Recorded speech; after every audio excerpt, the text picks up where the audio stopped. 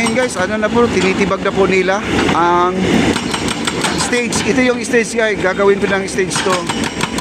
Tinitibag na po nila kasi magbabaon na po sila ng semento dyan. Mabilis po talaga sila magtrabaho guys. Itong trailer kasi halos kompleto sila sa gamit. Mga heavy equipment, mixer truck, meron din sila. No, yung patubig, meron din sila.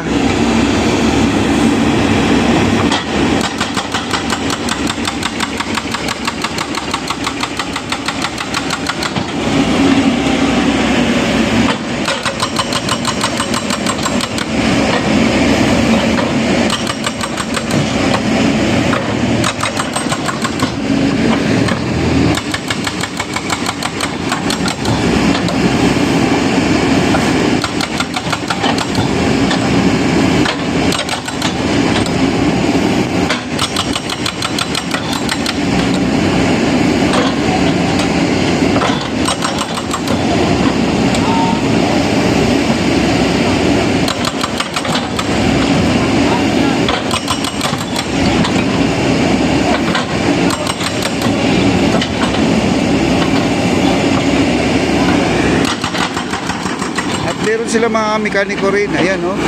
Sila pa yung mga mekaniko rin. At tinanggal na po nila to at pinalitan po ng jackhammer.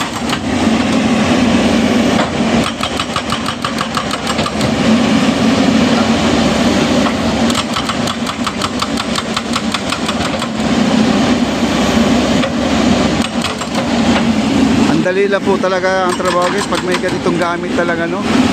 Mabilis.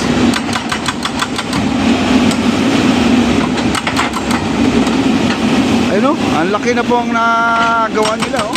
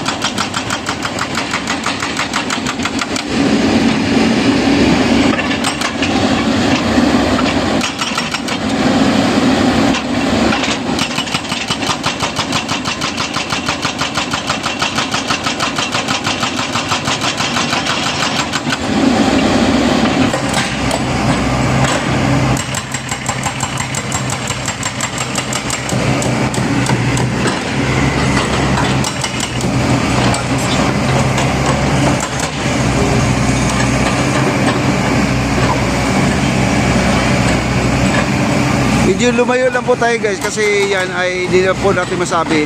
May mga bato kasi tumatalsik yan. Yan. Sa Manila, Acapulco, Galion. Yan no, ang kanilang nakaano dito, nalagay. 1998, centennial year. Okay. At dito po tayo, ikot tayo dito guys para makakuha po tayo ng magandang area pa.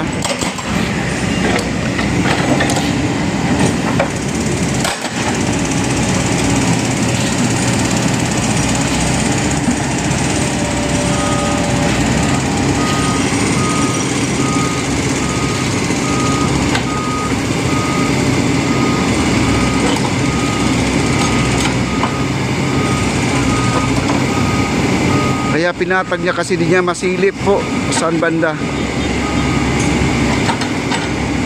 Ayan sila foreman po yan. Ayan yung naka blue foreman din yan. Si Kuya Paul ay foreman din dito sa ating Trilix Builders.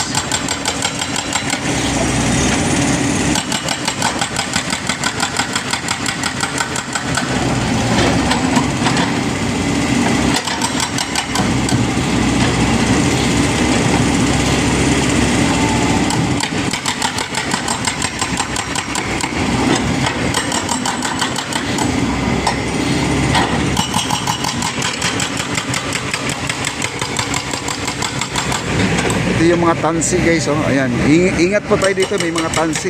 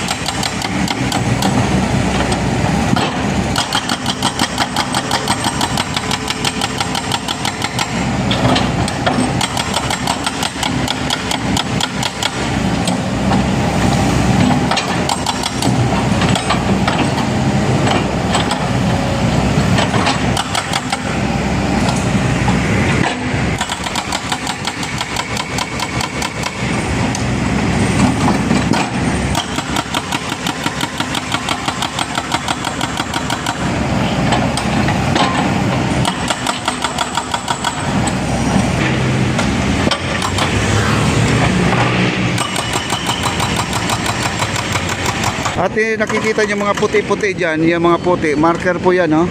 Sa kanilang gagawin guys, oh. Marker yan.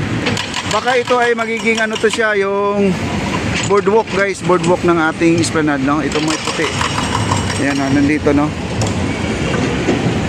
Ayan.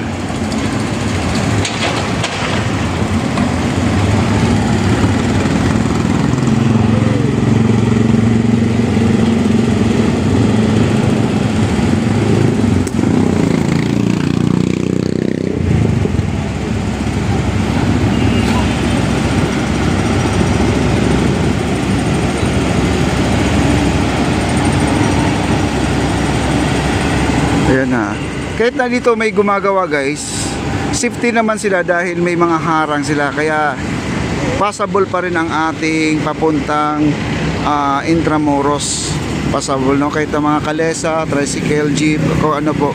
Basta wag lang yung mga 16-wheelers, no? 4 wheels lang mga pwede tayong dumaan dito guys. 4 wheels. Kagaya yan, no? Ayan. Okay? Grabe guys, ang ganda pala dito na pag natapos kasi nakita ko yung plano nila kahapon at pinakita po sa akin ni engineer. Ganda po.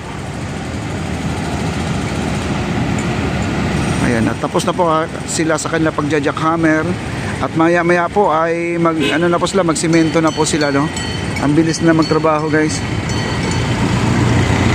At sila po ay naghahakot-hakot po ng mga buhangin. Ayan. Okay.